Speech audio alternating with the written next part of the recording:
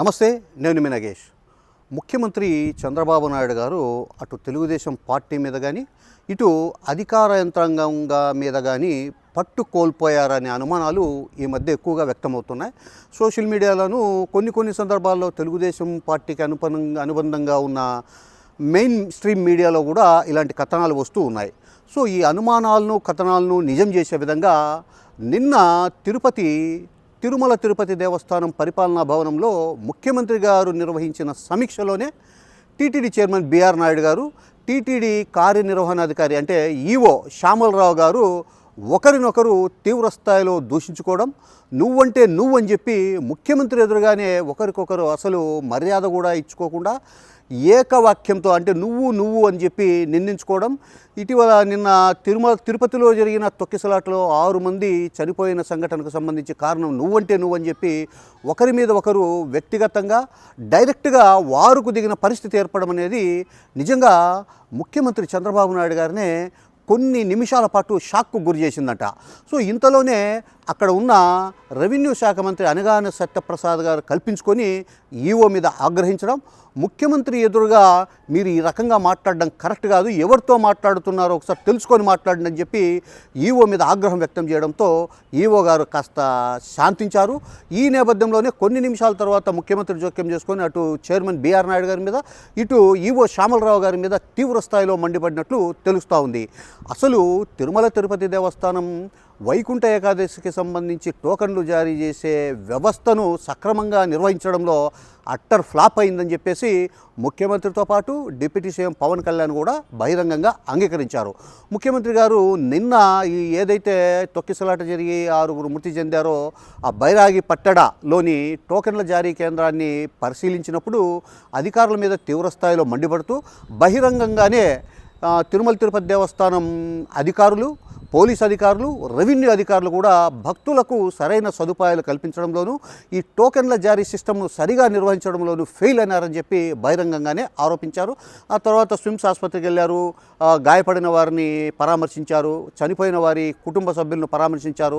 అక్కడి నుంచి టీటీడీ 7 బిల్డింగ్కి వచ్చి అసలు ఈ సంఘటనకు దారితీసిన కారణాలేవి, ఎక్కడ ఫెయిల్యూర్ ఉంది, కోఆర్డినేషన్ ల్యాప్సెస్ ఎక్కడున్నాయని చెప్పి రివ్యూ చేయడానికి 7 బిల్డింగ్లు కూర్చుంటే చైర్మన్ బిఆర్ నాయుడు గారు ఈవోని ఉద్దేశించి చైర్మన్గా నాకు ఈవో శ్యామలరావు అసలు విలువ ఇవ్వడం లేదు, నేను ఒకరిని చైర్మన్ ఉన్నానని అస్సలు పట్టించుకోకుండా ఆయన ఏ నిర్ణయాలు పడితే ఆ నిర్ణయాలు తీసుకుంటున్నారు, నాకు అసలు కనీస సమాచారం కూడా ఇవ్వడం లేదు, మీరన్నా ఈవోకి చెప్పండి నన్ను గౌరవించమని, నన్ను చైర్మన్గా గౌరవించమని చెప్పండి అని చెప్పేసి బహిరంగంగానే అంటే సమావేశంలో మంత్రులు, అధికారులు, ఇతర ప్రజాప్రతినిధులు చాలామంది ఉన్నారు. ఆ సమావేశంలోనే చైర్మన్ బిఆర్ నాయుడు గారు ఈవో గారి మీద ముఖ్యమంత్రి గారికి బహిరంగంగా ఫిర్యాదు చేయడంతో ఈవో శ్యామలరావు గారు ఒక రేంజ్లో రెచ్చిపోయారంట ఈవో మీద.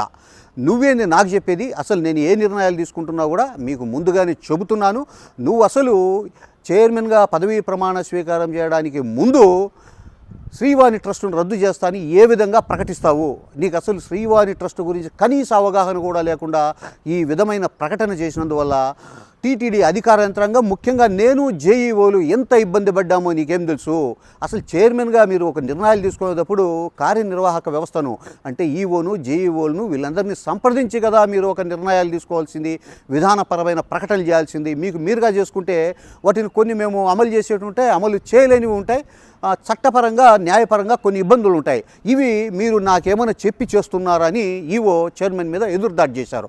సో ఈ మొత్తం వ్యవహారాన్ని పరిశీలిస్తే చంద్రబాబు నాయుడు గారికి అటు అధికార యంత్రాంగం మీద, ఇటు పార్టీ యంత్రాంగం మీద కూడా పట్టు కోల్పోయిందని వస్తున్న ఒక ఆరోపణలు కానీ, ఒక వ్యాఖ్యలు కానీ నిజం అనిపించే విధంగా నిన్న జరిగిన సమీక్షా సమావేశం రుజువు చేసింది.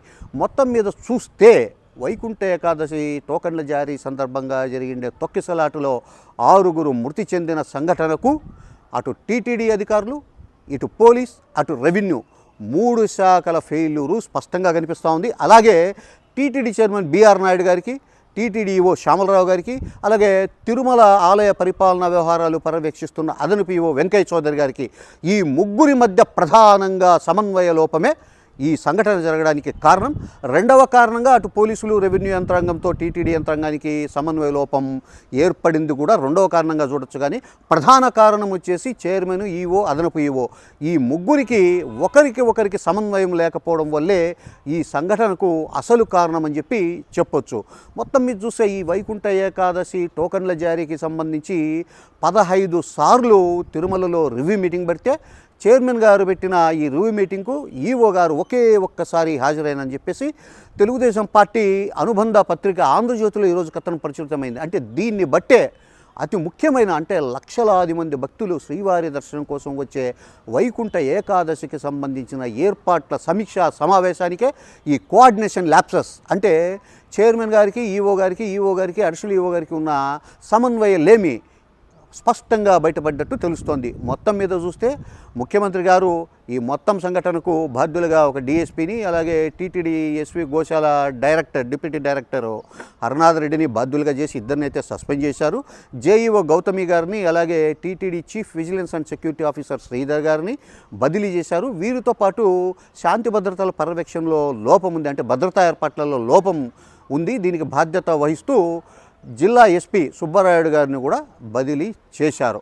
అయితే ఈ వ్యవహారానికి సంబంధించి మొత్తం మీద ఈ సమన్వయలేమి ఎక్కడ ఏర్పడింది, తొక్కిసలాట జరగడానికి కారణమేమి, 6 మంది ఎందుకు చనిపోయినారని చెప్పేసి పూర్తి స్థాయి వివరాలు రాబట్టడానికి ఎంక్వైరీ ఆర్డర్ చేశారు ఎవరు, ముఖ్యమంత్రి గారు. సో ఈ ఎంక్వైరీ నివేదిక వచ్చిన తరువాత మరింత మంది మీద చర్యలు తీసుకునే అవకాశం కనిపిస్తోంది. అయితే త్వరలోనే టీటీడీఓ శ్యామలరావు గారి మీద కూడా బదిలీ వేటు వేసే అవకాశం ఉందని చెప్పేసి గుసగుసలు వినిపిస్తున్నాయి.